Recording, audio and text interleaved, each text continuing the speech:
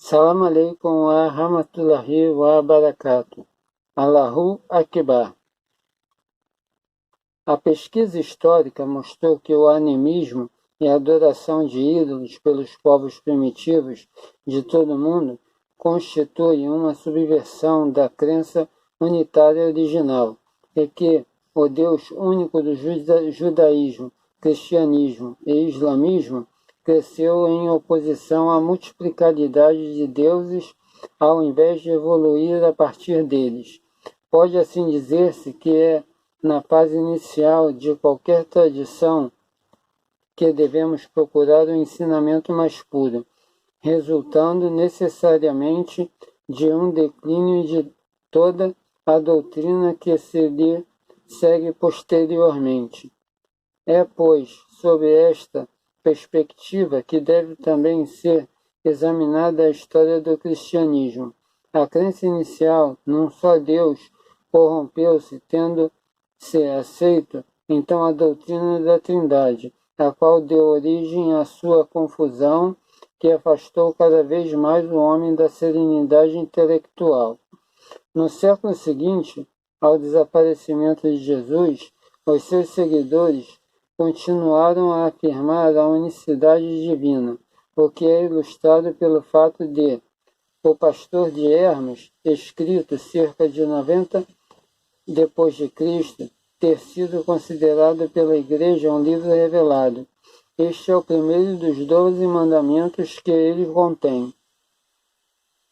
Primeiro de tudo, acreditem que Deus é um só, e que criou todas as coisas e as organizou, e do que não existia fez tudo existir.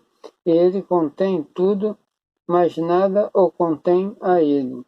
De acordo com Theodor Zen, o primeiro artigo de fé, até cerca de 250 depois de Cristo, era: eu acredito em Deus Todo-Poderoso. Entre 180 e 210 depois de Cristo, foi inserida a palavra Pai, antes de Todo-Poderoso, o que provocou vivas contestações por parte de muitos chefes da Igreja. Entre os principais responsáveis desse movimento contam os bispos Vítor e Zipícios, que entendiam ser um sacrilégio inqualificável acrescentar ou retirar qualquer palavra das Escrituras.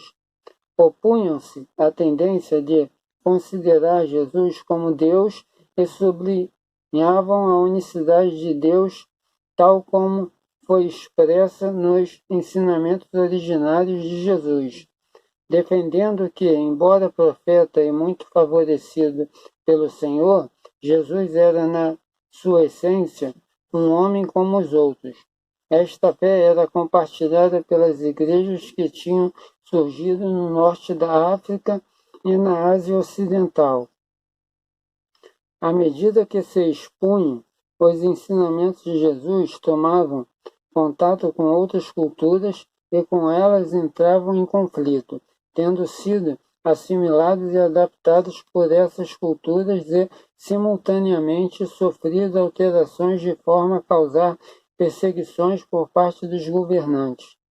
Na Grécia, sobretudo, sofreram uma metamorfose porque foram expressos pela primeira vez uma nova língua de uma cultura com ideias e filosofias próprias, e foi o ponto de vista da multiplicidade de deuses dos gregos que contribuiu largamente para a formação desta doutrina da Trindade, ao mesmo tempo em que principalmente Paulo de Tarso, transformava gradualmente Jesus, de profeta que era em Deus.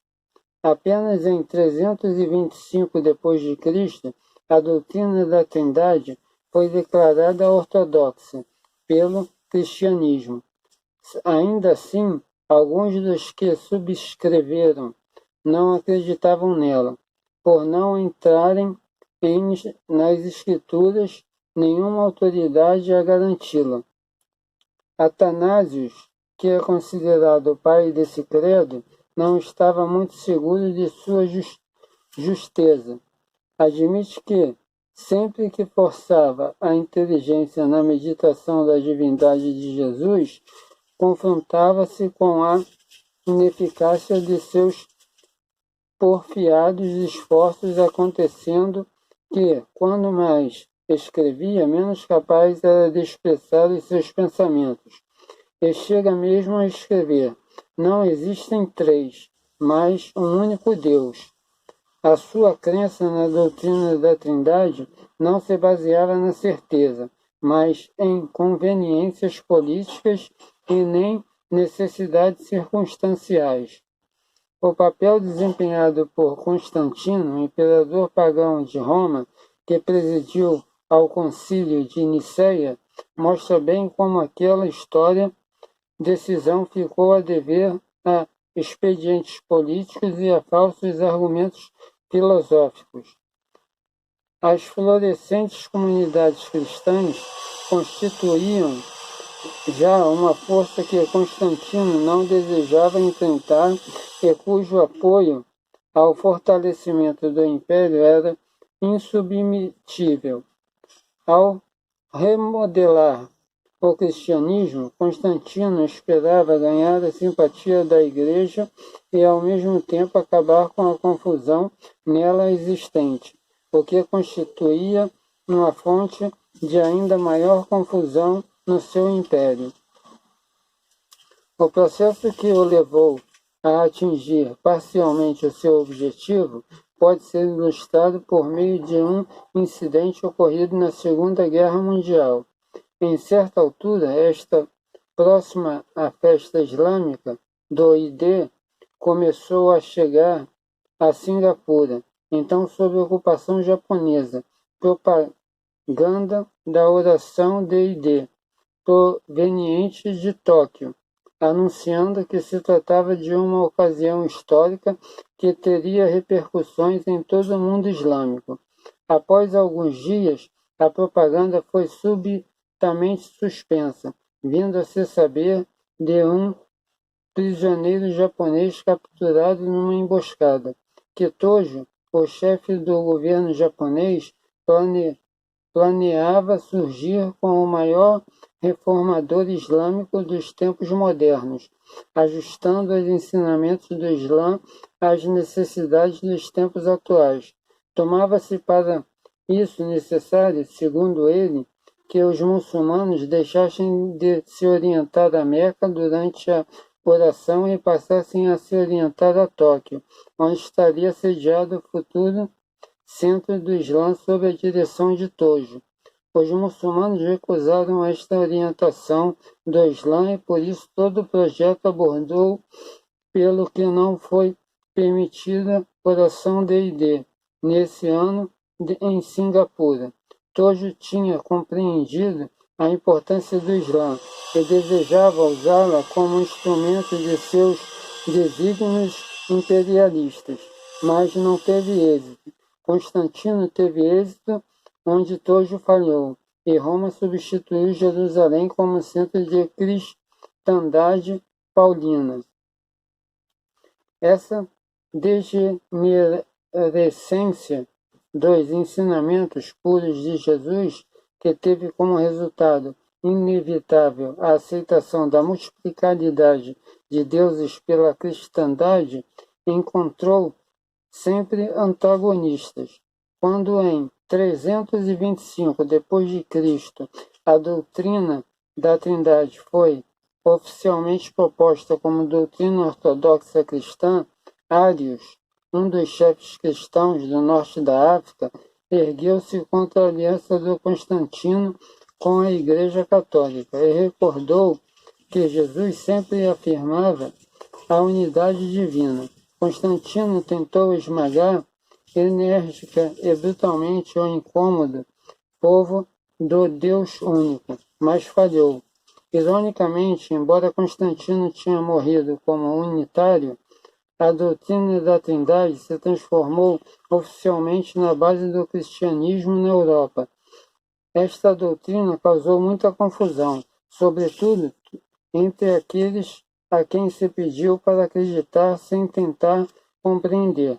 Todavia, não era possível impedir as pessoas de tentarem demonstrar a doutrina e explicá-la.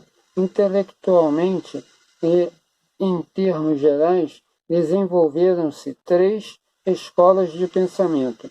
A primeira está associada a Santo Agostinho, que viveu no século IV e defendia a opinião de que a doutrina não podia ser aprovada, mas podia ser ilustrada.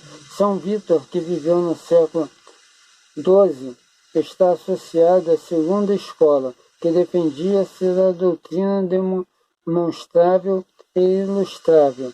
O século XIV viu nascer a terceira escola, que acreditava ser impossível demonstrar ou ilustrar a doutrina, na qual devia se acreditar cegamente. Embora os livros contendo os ensinamentos de Jesus tivessem sido destruídos, suprimidos ou alterados para evitar qualquer contradição manifesta com a doutrina, uma boa dose da verdade substituiu aos que restaram, pelo que a defesa da doutrina da Trindade evidenciava uma diferença de ênfase entre o que as Escrituras rezavam e que os chefes da Igreja diziam. Sustentava-se que a doutrina de fundamentava numa relação especial feita à Igreja, a noiva de Jesus, o que não surpreendia se assistir à reprimenda de Fra Fulgério pelo Papa numa carta em que lia: pregar as Escrituras é uma coisa suspeita. Aquele que seguir de perto as Escrituras arruinará a fé católica. Na carta subsequente, o Papa é ainda mais explícito, advertindo contra uma inexistência exagerada nas Escrituras, as quais são os livros que destruíram a Igreja Católica se alguém os torna por guia. Não se esqueça de se inscrever no canal, de compartilhar o vídeo com seus amigos, de ativar o sininho de notificações para receber mais vídeos, de deixar o seu like e de deixar um comentário. Salam aleikum.